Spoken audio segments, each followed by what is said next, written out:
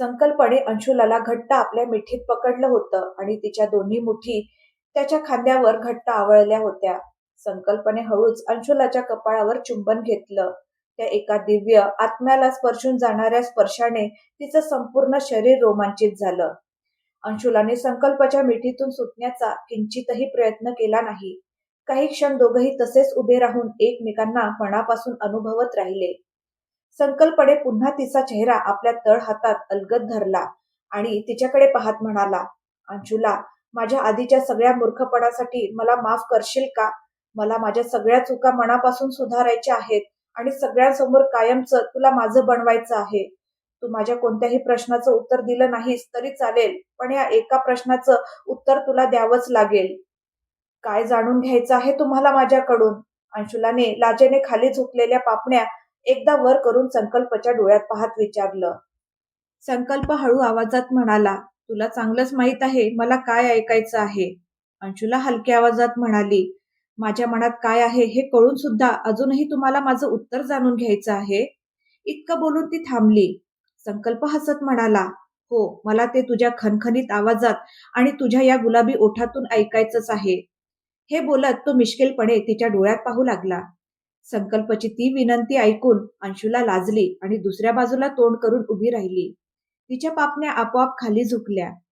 संकल्प हळूच तिच्या जवळ गेला आणि तिच्या खांद्यावर आपली हुनवटी टेकवत म्हणाला, म्हणजे मला जे ऐकायचं आहे त्यासाठी अजूनही माझ्या नशिबात थोडं वाट पाहणं लिहिलंय वाटतं. मग त्याने तिला खांद्याने अलगद आपल्याकडे वळवलं आणि म्हणाला, तुला जितका वेळ हवा आहे तितका घे, पण मला जेव्हा जेव्हा संधी मिळेल तेव्हा तेव्हा मी तुला माझ्या प्रेमाची जाणीव करून देत राहीन. अंशुलाने हळूच त्याला मागे ढकलत म्हटलं, मला पूजा करायची आहे. संकल्प तिच्या डोळ्यात पाहत हसला आणि म्हणाला, चल. अंशुला आणि संकल्पने एकाच लोट्यातून शिवलिंगावर जल अर्पण केलं आणि पूजा केली. अंशुला हात जोडून उभी राहून स्वतःच्या आणि संकल्पाच्या सुखी सुंदर भविष्यासाठी देवाकडे प्रार्थना करत होती आणि संकल्प मात्र एकटक तिच्या चेहऱ्याकडे पाहत मनात म्हणत होता, तुझ्या चेहऱ्यावर किती निरागसपणा, किती निर्मळपणा आहे. हा निरागस चेहरा मी आयुष्यभर माझ्यापासून कधीच दूर जाऊ देणार नाही. अंशुलाने डोळे मिटलेले असूनही संकल्पची ती मिश्किल नजर ओळखली. ती मनातच पुटपुटली, देवापुढेही शांत बसता येत नाही ह्यांना, अकडू कुठले. संकल्प खोडकरपणे म्हणाला, कौतुकाबद्दल धन्यवाद, आणि हो, मला माहित आहे तुझी प्रार्थना आपल्या दोघांसाठीच असणार, मग मला वेगळी प्रार्थना करण्याची काय गरज? अंशुलाने आश्चर्याने त्याच्याकडे पाहत विचारलं, हे तुम्हाला कसं माहीत? संकल्प हसत म्हणाला, मग तूच सांग, तू देवाकडे काय मागितलं? अंशुला हसली आणि म्हणाली, ते मी का सांगू? आपली मनोकामना कोणाला सांगत नसतात. पण मनात मात्र ती म्हणत होती, महादेवानी मला तुमच्या रूपाने इतका मोठा आशीर्वाद दिलाय, आता मला दुसरं काहीच नको. संकल्प पुन्हा तिच्याकडे मिश्किल पाहत म्हणाला, झालं असेल देवाचे आभार मानून तर निघूया का? अंशुलाने पुन्हा एकदा आश्चर्याने त्याच्याकडे पाहिलं. संकल्प हसत म्हणाला, आता तू एवढं मोठ्याने पुटपुटशील तर त्यात माझी काय चूक? अंशुला मनात म्हणाली, हे देवा, हे तर तुमच्यासारखे अंतर्यामी झाले आहेत, यांच्यासमोर आता मनात सुद्धा काही बोलणं कठीण झालंय. अंशुला संकल्पाच्या मागोमाग चालत होती. मंदिराबाहेर येताच त्यांनी पाहिलं की बाकीचे सगळेही मंदिराच्या प्रांगणात जमले होते. प्रधानजींनी विचारलं, सगळं ठीक आहे ना संकल्पजी? संकल्प शांतपणे म्हणाला, काल मला ताप आल्यामुळे थोडा अशक्तपणा आहे, त्यामुळे हवेली पाहायला जाऊ शकलो नाही आणि मिस अंशुलांना हवेलीपेक्षा मंदिरात जास्त रस होता, म्हणून त्यांना दर्शनासाठी मंदिरात घेऊन आलो. प्रधानजी म्हणाले, ठीक आहे ठीक आहे, तुम्ही छान केलंत. बरं, तुम्ही परत कधी निघणार आहात? संकल्पने मनगटावरच्या घड्याळाकडे पाहत उत्तर दिलं, आता दुपारचे 3 वाजले आहेत, आम्ही रात्री 8 वाजेपर्यंत इथून निघू. प्रधानजींचा निरोप घेऊन संकल्प हॉस्टेलकडे परतला. इकडे दुसऱ्या शिबिरात जेवण झाल्यानंतर प्रत्येक जण आपापल्या कामात व्यस्त होता.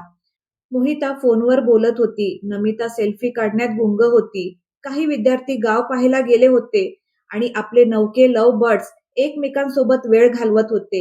पण गंमत म्हणजे त्यांना स्वतःच्या प्रेम कथेची नाही तर मिस्टर अकडूंच्या लव्ह लाईफची जास्त चिंता होती. सुगंधा म्हणाली, तुम्हाला नाही का वाटत संकल्प सर आणि अंशुलाच्या मध्ये काहीतरी आहे जे आपल्याला दिसत नाहीये? तेव्हा साहिल लगेच म्हणाला, अगं, मीही गेल्या 2 दिवसापासून संकल्पाचं वागणं पाहत आहे. 2 दिवस त्याने रात्रीचं जेवणच केलं नाही. त्याला भूक अजिबात सहन होत नाही. उपाशी असला की तो अगदी सिंहासारखा भयंकर होतो. पण यावेळी उपाशी राहून सुद्धा तो पूर्ण शांत होता. थोडं थांबून तो पुढे म्हणाला, "आणि कालच बघ ना, तो एकटाच ग्राउंडमध्ये बसला होता. मला माहीत आहे तो रडत होता, पण मी काही विचारू शकलो नाही, कारण त्याला ते अजिबात आवडलं नसतं. तो स्वतःचं दुःख कधीच कोणासमोर शेअर करत नाही." सुगंधा हळू आवाजात म्हणाली, "शेअर करतील, ज्या दिवशी त्यांना खरंच समजून घेणारी व्यक्ती भेटेल, जिच्यावर ते मनापासून विश्वास ठेवतील, जी त्यांच्यावर स्वतःपेक्षाही जास्त प्रेम करेल." साहिलने तिच्याकडे पाहत विचारलं, "तुला खरंच वाटतं सुग्गू असं होईल?" साहिलच्या तोंडून सुग्गू ऐकताच सुगंधा लाजली. साहिल हसत म्हणाला, "आता आपलं प्रकरण हृदयाचं आहे, तर इतकं तरी म्हणू शकतो ना? चल, आता पुढे बोल." सुगंधा म्हणाली, "कधी-कधी मला वाटतं संकल्प सर आणि अंशुला खरंच एक कपल असते, तर त्यांच्यासारखी परफेक्ट जोडी दुसरी नसती. पण लगेचच दुसऱ्या क्षणी ते दोघं अगदी अनोळखी माणसांसारखे वागायला लागतात. जणू नदीचे दोन किनारे, जे कधीच एकत्र येऊ शकत नाहीत." साहिल हलकसं हसत म्हणाला, "मलाही असंच वाटतं. माझ्या या अकडू हट्टी आणि रागीट मित्राला तुझ्या मैत्रिणीसारखी समंजस, शांत आणि खोल सरोवरासारखी मुलगीच खरं आयुष्य जगायला शिकवू शकते." सुगंधा उठत म्हणाली, "मग ठरलं. आजपासून आपण या दोघांना एकत्र आणण्याच्या मिशनला सुरुवात करूया." ती उठून निघू लागली. साहिल लगेच म्हणाला, "अगं थोडा वेळ तरी थांब ना. त्या दोघांची लव्ह स्टोरी सेट करण्याच्या नादात या बिचाऱ्या मुलाची लव्ह स्टोरी अर्धवट टाकून कुठे निघालीस माझी सुग्गू?" साहिलच्या त्या खोडकर बोलण्यावर सुगंधाला हसू आलं. दरवाजाजवळ थांबून ती मागे वळली आणि म्हणाली, "काय सर, अशा गोष्टी करता तुम्ही? हे ग्रामपंचायत भवन आहे. इथेही तुम्हाला रोमॅन्सच सुचतोय. आधी प्रधानजींची परवानगी तरी घ्या." "तुझ्या परवानगीची तर मी," असं म्हणत साहिल हसतच सुगंधाच्या मागे बाहेर धावत गेला. तिकडे सर्व ज्युनियर्स आणि सिनियर्स हॉस्टेलवर परतले होते. बहुतेक विद्यार्थी उरलेले 4 तास मनमुराद एन्जॉय करण्यासाठी जवळच असलेल्या एका सुंदर तलावावर फिरायला गेले. साहिल संकल्पला म्हणाला, "चल ना यार, आपणही जाऊया." संकल्प हसत म्हणाला, "अरे, माझ्यासोबत फिरायचं तुझं वय आहे का? जा, तुझ्या सुग्गूचा हात हातात घेऊन फिर. ऐकलंय ती जागा खूप रोमॅन्टिक आहे." साहिल थोडं तोंड पाडत म्हणाला, "रोमॅन्टिक फिरणं माझ्या नशिबात कुठे? ती तिच्या मैत्रिणीशिवाय कुठेच जाणार नाही." मग ओठांच्या एका कोपऱ्यात हलकसं हसू आणत तो म्हणाला, "म्हणून विचार केला माझ्या मित्राला सोबत घेऊन जावं." संकल्पने त्याच्याकडे एक कटाक्ष टाकला आणि तो थेट वॉशरूममध्ये शिरला. वॉशरूममध्ये जाऊन तो कोणाला तरी फोन करत होता. थोड्याच वेळात साहिलच्या मोबाईलवर कॉल आला. "सर, मी कॉलेजच्या गेटवर तुमची वाट पाहतोय. तुम्हाला तलावावर जायचं आहे ना?" साहिल चिडून म्हणाला, "अरे, माझे इतके वाईट दिवस आलेत का की मी तुझ्यासोबत डेटला जाईन?" समोरून कॅब ड्रायव्हर हसत म्हणाला, "सर, तुम्हीच कॅब बुक केली आहे. मी त्या कॅबचा ड्रायव्हर बोलतोय." ते ऐकून साहिलने आश्चर्याने संकल्पकडे पाहिलं. संकल्प मात्र अगदी निर्विकार चेहऱ्याने बसला होता. साहिल त्याच्याकडे बावचळल्यासारखा पाहत असल्याचं लक्षात येताच संकल्प अगदी एखाद्या बाबांसारखं शांतपणे म्हणाला, "जा, तुझ्या सुग्गू सोबत तुझे चांगले दिवस एन्जॉय करून ये. ती गेटवर तुझी वाट पाहते." साहिलला हसायचं की डोक्याचे केस उपटायचे काहीच समजेना. तो दरवाजाजवळ जाऊन म्हणाला, "तू ना पक्का छिचोरा आहेस." संकल्प त्याला मारायला धावला आणि साहिल जीव मुठीत धरून तिथून पळून गेला. दरवाजातून डोकावून संकल्प ओरडला, "परत यायचं तर इथेच आहे ना साल्या, मग दाखवतो तुला माझी छिचोरेपंती." तिकडे आपल्या रूम मध्ये सुगंधा अंशुलाला म्हणत होती, "तू पण चल ना पारो, मी तिथे एकटी कशी जाऊ?" अंशुला हसत म्हणाली, "अगं माझी राणी साहेब, पहिल्याच डेटला कोणी आपल्यासोबत संपूर्ण घराणं घेऊन जातं का? तुला काय वाटतं, साहिल सर तर आजच मला शहीद करतील." सुगंधा लाजून तिथून निघून गेली. अंशुला तेव्हा वॉशरूम मध्ये होती. बाहेर आल्यावर ती सुगंधाने अस्ताव्यस्त टाकलेले कपडे आणि बूट आवरत म्हणाली, "ही पण ना अगदी वेडी आहे. बिचारे साहिल सर आयुष्यभर हिचे कपडे आणि बूटच आवरत बसतील."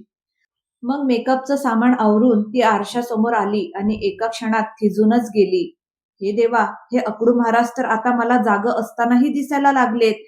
यांच्या नादात मी खरंच वेडी होईन." संकल्प तिच्या बेडवर अगदी निवांत बसून शांतपणे हसत तिच्याकडे पाहत होता. तो हसत म्हणाला, "स्पर्श करून बघ प्रिन्सेस, मी स्वप्न आहे की वास्तव?" अंशुलाला तर भोवळच येण्याची वेळ आली. ती घाबरत म्हणाली, "हे देवा, तुम्ही मला नेहमी असे सरप्राईज का देता?" संकल्प तिच्या जवळ येत म्हणाला, इतक्या आदराने माझी आठवण काढत होतीस, मग धन्यवाद तर बनतो ना. संकल्प तिच्या जवळ येताच अंशुलाने घाबरून चेहरा दुसऱ्या बाजूला वळवला. संकल्पने मागून तिला अलगद मिठीत घेतलं. तिच्या खांद्यावर आपला चेहरा टेकवत तो हळू आवाजात म्हणाला, आता सांग, माझी अशी कोणती स्तुती करत होतीस? संकल्पचा गरम श्वास आपल्या चेहऱ्याजवळ जाणवताच अंशुलाचा श्वासच अडकला. तिच्या तोंडातून शब्दच फुटेना. संकल्पने अलगद तिला आपल्याकडे वळवलं. तिच्या चेहऱ्यावर आलेली एक बट प्रेमाने कानामागे हळूच बोटाने सरकवली. अंशुलाने अडखडत म्हटलं, कुणी तुम्हाला इथे पाहिलं तर? तिची जीभच साथ देत नव्हती. संकल्प अगदी बेफिकीरपणे म्हणाला, I don't care about it. पण सर, अंशुला काही बोलणार इतक्यात संकल्पने तिच्या ओठांवर अलगद बोट ठेवलं आणि तिच्या डोळ्यात पाहत म्हणाला, तुला याची चिंता वाटते ना की कुणी मला इथे पाहिलं तर मला काय उत्तर द्यावं लागेल? आपल्या नात्याबद्दल लोक बोलतील, असंच ना? अंशुलाने फक्त हलकसं मान डोलावली. संकल्प हसत म्हणाला, मग बोलू देत ना लोकांना. आताच मिस्टर संकल्प राव यांना मिस अंशुला यादवंशीवर नव्याने प्रेम झालंय, मग लोकांना ते कळायलाच हवं. तो तिच्या डोळ्यात पाहत पुढे म्हणाला, शेवटी एका गोड निरागस बाहुलीने एका अकडू मुलाच्या डोळ्यातून त्याच्या हृदयात कायमचं स्थान मिळवलं आहे. अंशुलाला स्वतःच्या डोळ्यावर विश्वासच बसत नव्हता. हे तेच अकडू राव आहेत ज्यांनी विमानातच आपल्या साखरपुड्याची अंगठी काढून आपल्या वॉलेटमध्ये ठेवली होती आणि कडक शब्दात सांगितलं होतं की आपल्या नात्याबद्दल चुकूनही कुणाला कळता कामा नये. आणि आज तेच इतक्या सहजपणे म्हणत आहेत, हू केअर्स? देवा, कुठे मी खरं स्वप्न तर पाहत नाही ना? अंशुलाची अवस्था पाहून संकल्पने तिला अलगद सावरलं आणि बेडवर बसवलं.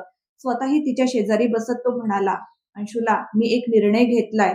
इथून परत गेल्यावर मी आपल्या कॉलेजमध्ये सगळ्यांना आपल्या नात्याबद्दल सांगणार आहे. साखरपुड्याच्या वेळी आपले दोन्ही परिवार खूप आनंदात होते, पण आपण दोघंच आपल्या विचारात इतके गुंतलो होतो की नीट हसलो सुद्धा नाही. आता कॉलेजमध्ये मित्रांसोबत ती सगळी उणीव भरून काढणार आहे. अंशुला मनात विचार करत होती, हे सगळं जे मी ऐकते खरंच आहे ना? हे स्वप्न तर नाही ना? संकल्पाने तिचा चेहरा अलगद आपल्या तळ हातात घेतला आणि तिच्या कपाळावर हळूच चुंबन दिलं. त्या स्पर्शाने अंशुला जणू भानावर आली. संकल्प पुन्हा एकदा तिच्या इतक्या जवळ होता की दोघांच्या हृदयाचे ठोके तिला स्पष्ट ऐकू येत होते. संकल्पने तिच्या एका गालावर अलगद हात फिरवत म्हटलं, लवकर तयार होऊन खाली या प्रिन्सेस. आज इथूनच जेवण करून निघायचं आहे. मी तुझी वाट पाहतोय आणि तुला तर माहीतच आहे, मला तुझी आणि जेवणाची वाट पाहणं दोन्ही अजिबात सहन होत नाही. अंशुलाच्या चेहऱ्यावर एक गोड निरागस हसू उमटलं. ती खोट्या रागाने आणि मिश्किल नजरेने त्याच्याकडे पाहत म्हणाली, आणि तुम्ही खूप अकडू आणि वाईट आहात, समजलात? संकल्प हसत म्हणाला, कौतुकाबद्दल धन्यवाद प्रिन्सेस, पण मी तुला आधीच सांगितलं होतं, मी असाच आहे आणि आयुष्यभर तुला मला सहन करावं लागणार आहे, कारण या जन्मात तरी मी तुझा पाठलाग सोडणार नाही. असं म्हणत त्याने तिच्या कमरेभोवती हात टाकून तिला हलकसं आपल्या जवळ ओढलं आणि म्हणाला, लवकर मेसमध्ये ये, मी वाट पाहतोय. अंशुलाची नजर पुन्हा खाली झुकली. संकल्पने तिच्याकडे हसून एक कटाक्ष टाकला आणि तिथून निघून गेला. तिकडे तलावावर पोहोचल्यानंतर मोहिता आणि नमिता विद्युतला भेटण्यासाठी एका रिसॉर्टमध्ये गेल्या. विद्युत आधीच तिथे पोहोचला होता.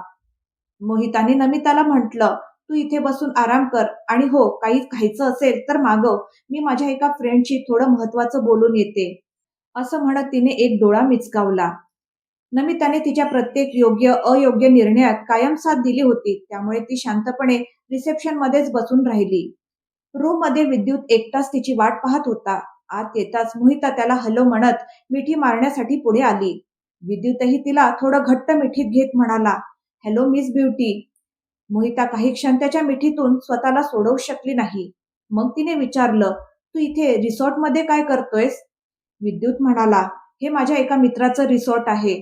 हॉटेलमध्ये किंवा बाहेर भेटलो असतो तर आपण शिरूरमध्ये आहोत हे कोणालाही समजलं असतं. मोहिता त्याच्या शेजारी बेडवर बसत म्हणाली, काय मग हँडसम, तयारी कशी चालली आहे? विद्युत आत्मविश्वासाने म्हणाला, विद्युतची कोणतीही योजना कधी अर्धवट राहत नाही. दोघे काही वेळ पुढच्या प्लॅनबद्दल चर्चा करू लागले. विद्युत तिला पुढे काय आणि कधी करायचं ते समजावून सांगत होता. मोहिताने फ्रीज उघडत विचारलं, सेलिब्रेट करणार नाही का? विद्युत म्हणाला, अजून काम पूर्ण झालेलं नाही मॅडम. मोहिता त्याच्या अगदी जवळ येऊन त्याच्या डोळ्यात डोळे घालत म्हणाली, हे आपल्या मैत्रीचं सेलिब्रेशन समज. विद्युत हलकसा हसत म्हणाला, मॅडम, तू मला आधी का भेटली नाहीस? मोहिता स्मित हास्य करत म्हणाली, आता तर पूर्णपणे तुझ्या समोरच आहे. विद्युत तिच्या डोळ्यात पाहत मिश्किलपणे हसू लागला. त्याने 2 पेग तयार केले. मोहिताने मात्र संपूर्ण पेग एका घोटात संपवला आणि लगेच दुसराही घेतला. विद्युत म्हणाला, मोहिता, आज एवढंच. अजून आपल्याला पूर्ण शुद्धीत राहायचं आहे, नाहीतर पुढचं काम कसं करणार? मोहिता त्याच्या अगदी जवळ येऊन त्याच्या चेहऱ्यावर बोट फिरवत म्हणाली, त्या खारीत असं काय आहे की तू आणि संकल्प दोघेही तिच्यासाठी वेडे आहात? स्वतःकडे बोट दाखवत ती दुःखाने म्हणाली, माझ्याकडे बघ, मी तिच्यापेक्षा कोणत्या बाबतीत कमी आहे का? मी तुझ्या इतक्या जवळ असूनही तुझ्या मनात मात्र तिचाच विचार आहे. विद्युतचा चेहरा एका क्षणात गंभीर झाला. तो थंड आवाजात म्हणाला, तिच्याशी माझा खूप जुना हिशेब बाकी आहे. तिच्याबद्दलचं माझं वेड प्रेमाचं नाही तर द्वेषाचं आहे. तितक्यात मोहिता थोडी डगमगली. विद्युतने तिला आपल्या भाऊपाशात सावरलं, पण वासनेचे पुजारी असलेल्या त्या दोघांना त्या क्षणी समोरचा जोडीदार कोण आहे याने काहीही फरक पडत नव्हता. काही काळासाठी त्यांच्यासाठी तो कोणीही असू शकत होता, जो त्यांना आवडेल. रात्री 8 वाजेपर्यंत सर्व ज्युनियर्स आणि सिनियर्स तयार होऊन रिसेप्शनवर जमा झाले होते, पण मोहिता आणि नमिताचा काहीच पत्ता नव्हता. दोघींचे फोनही स्विच ऑफ होते. संकल्प संतापाने अक्षरशः पेटून उठला होता. तो इकडून तिकडे अस्वस्थपणे फेऱ्या मारत होता. रागासोबतच त्याला त्यांची काळजीही वाटत होती. त्यांच्यासोबत काही अनर्थ तर घडला नसेल ना, ही भीती त्याला सतावत होती. तो साहिलला म्हणाला, लवकर एक कॅब बोलाव, आपण तलावाच्या आसपास जाऊन त्यांना शोधूया. तेवढ्यात मागून एक ज्युनियर म्हणाला, सर, त्या दोघी तलावावरून थोड्याच वेळात मार्केटमध्ये जातो असं सांगून निघून गेल्या होत्या. हे ऐकताच संकल्पची चिंता आणखीनच वाढली. तो गंभीर आवाजात म्हणाला, तुम्ही सगळे माझी जबाबदारी आहात.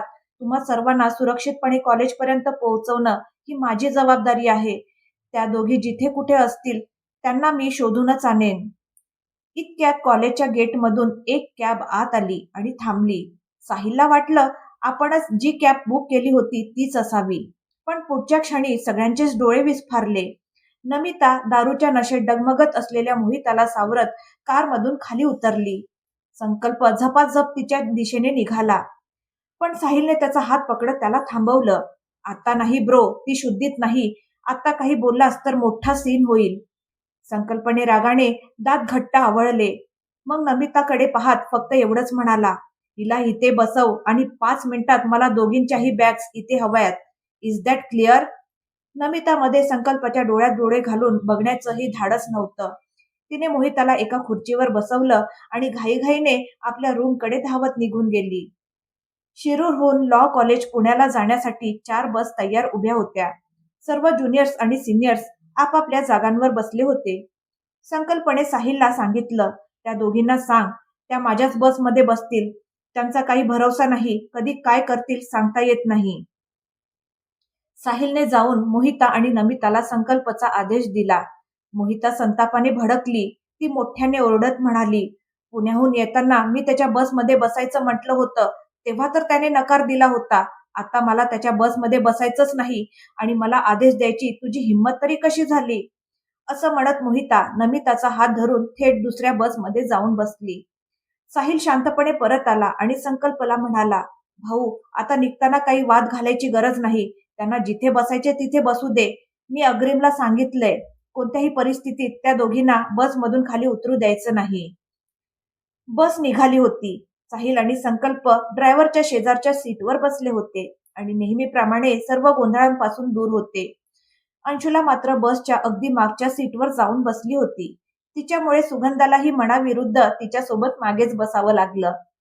सुगंधा तिला हाताच्या कोपऱ्याने हलकेच मारत म्हणाली, तू ना सरळ डिक्कीत जाऊन बस. सगळ्यात जास्त शांतता तिथेच मिळेल, किंवा बसच्या छतावर जाऊन ध्यान साधना कर. अंशुला हसत तिलाही कोपरा मारत म्हणाली, मग तूच जाना साहिल सरांच्या शेजारी जाऊन चिटकून बस. मी तुला थोडी अडवत आहे. दोघींचा हा कोपरा युद्ध सुरू असतानाच साहिल त्यांच्याजवळ आला आणि हसत म्हणाला, any problem beautiful girls? Sugandha काही बोलणार इतक्यात अंशुलाने तिला हलकासा चिमटा काढत थांबवलं आणि म्हणाली, नो सर. संकल्प आपल्या प्रिन्सेसला फक्त नजरेतूनच विचारत होता, आर यू ओके? अंशुलाने हळूच पापणी लावत त्याला हो असं उत्तर दिलं. थोड्याच वेळापूर्वी झालेला सगळा गोंधळ विसरून सर्वजण पुन्हा आपापल्या गप्पा आणि मस्तींमध्ये रमून गेले. पण संकल्पला मात्र सगळं काही नेहमीसारखं वाटत नव्हतं. जणू एखादं मोठं वादळ येण्याची चाहूल त्याच्या मनाला लागली होती. तो सतत एकटक अंशुलाकडे पाहत होता.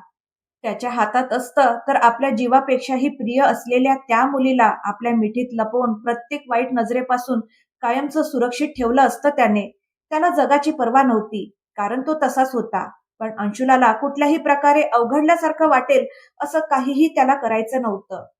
संकल्प वगळता बसमधले बाकी सगळे हळूहळू झोपी गेले. अंशुलाही बसच्या खिडकीला डोकं टेकवून शांतपणे झोपून गेली. मित्रांनो, आताच तर संकल्पने आपल्या प्रेमाच्या उजेडाने अंशुलाचं आयुष्य उजळून टाकलं होतं. अंशुला त्या सुंदर भावनेला आपल्या निरागस मनात जपून बसली होती. पण तिला याची अजिबात कल्पना नव्हती की काही दुष्ट नजरा तिच्यावर टिपून बसल्या आहेत. आता पुढे काय होणार हे जाणून घेण्यासाठी पुढचा भाग नक्की पहा.